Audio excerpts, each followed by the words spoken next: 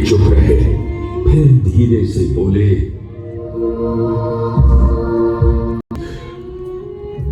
ये सब दुनिया ने बनाया है बेटे, भगवान ने नहीं। लोग मानते हैं कि कुछ लोग छूने से भी गंदे हो जाते हैं, पर याद रखना, गंदगी शरीर में नहीं, सोच में होती है। तो मैं गलत नहीं हूँ, दुनिया गलत है। तुम बिल्कुल गलत नहीं। एक दिन तुम भी बताओगे दुनिया को कि इंसान क्या होता है।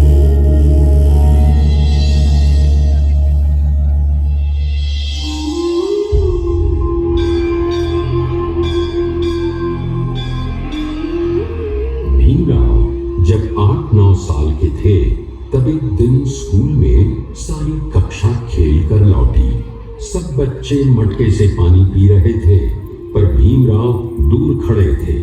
गला सूख रहा था, पर कदम ठहरे थे।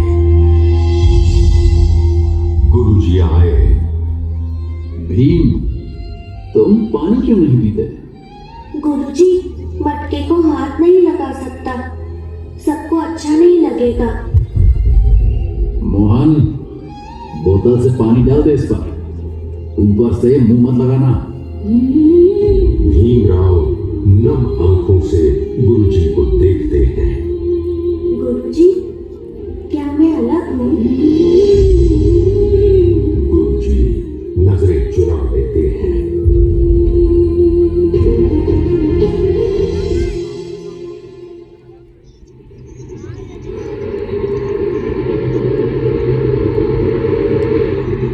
एक बार पिता सरकारी काम से दूर गांव जा रहे थे।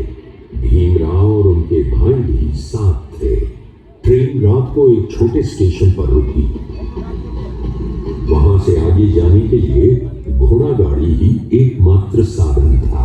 पिता ने गाड़ीवान से कहा, भैया, हम तीनों को आगे वाले गांव छोड़ दोगे?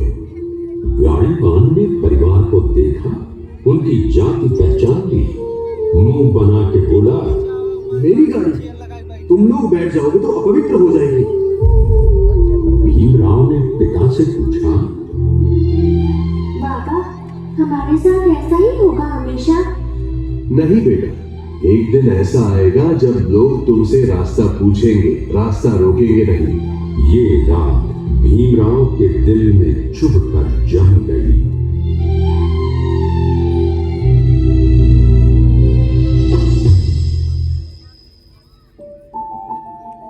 एक शाम स्कूल से लौटते हुए भीमराव अकेले रास्ते पर चल रहे थे। आसमान में बादल थे। अचानक बारिश शुरू हो गई। भीमराव एक पेड़ के नीचे बैठकर अपने बैग और किताबों को भीगने से बचाने लगे।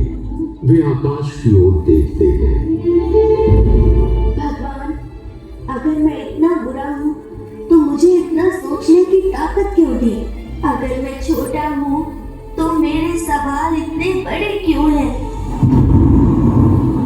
हवा में सिर्फ बारिश की आवाज थी। कोई जवाब नहीं आया, पर भीतर एक आवाज उठी। मैं बदलूंगा, मैं बहुत कुछ बदलूंगा। और ये संकल्प आने वाले वर्षों की दिशा बन गया।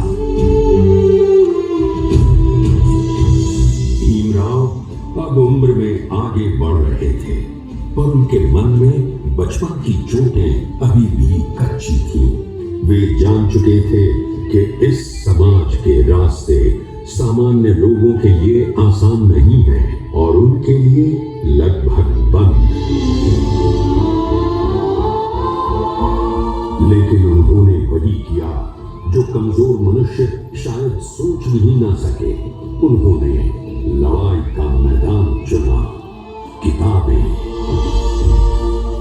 भीम, इतना क्यों पढ़ते हो बेटा?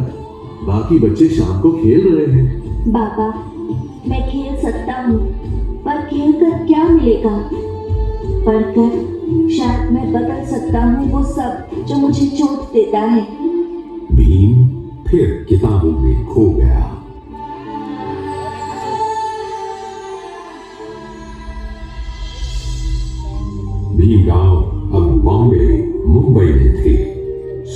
बड़ा था, बच्चे अधिक सभ्य लगते थे, पर छुआछूत का दामन यहाँ भी मौजूद था।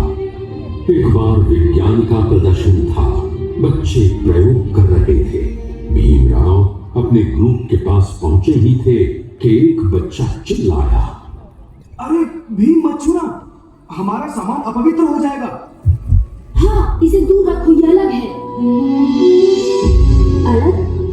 कैसे? क्या मेरे हाथ तुम्हारे हाथों जैसे नहीं? क्या मेरा खून लाल नहीं? बच्चे चुप हो गए। शिक्षक दूर से देख रहे थे, पर कुछ बोले नहीं। भीमराव उस दिन घर लौटे तो उनके कपड़े तो सूखे थे, पर मन बिल्कुल भीगा हुआ था। पर उसी स्कूल में एक शिक्षक थे, कृष्ण काशीबा। उन्होंने भीमराव को बुलाया। भीम, आज तुम्हारी आंखें बुझी बुझी क्यों है?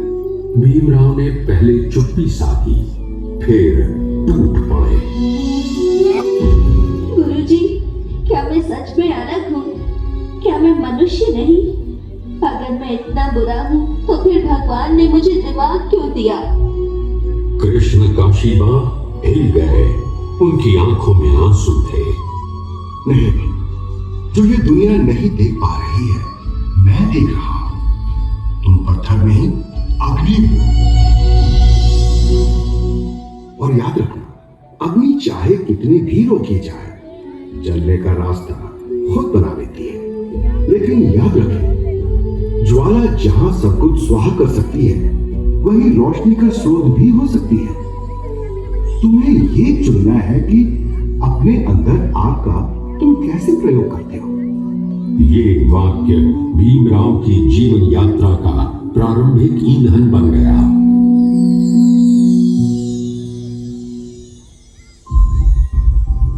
एक रात पिता ने देखा, भीम, सो क्यों नहीं जाते?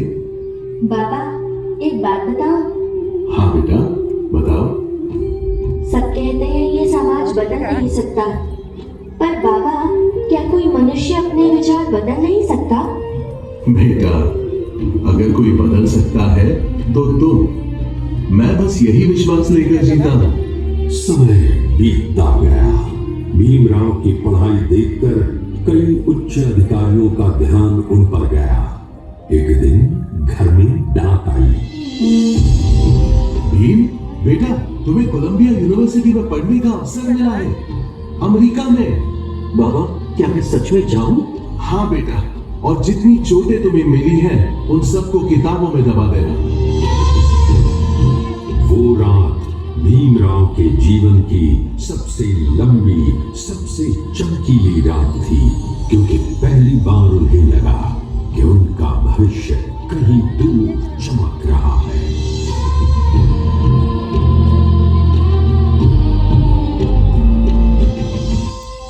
कौन चलाई? बाज अब चलिए।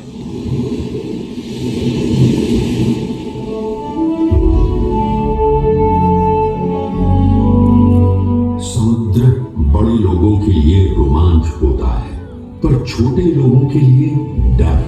पर भीमराव के लिए ये दोनों ही नहीं था।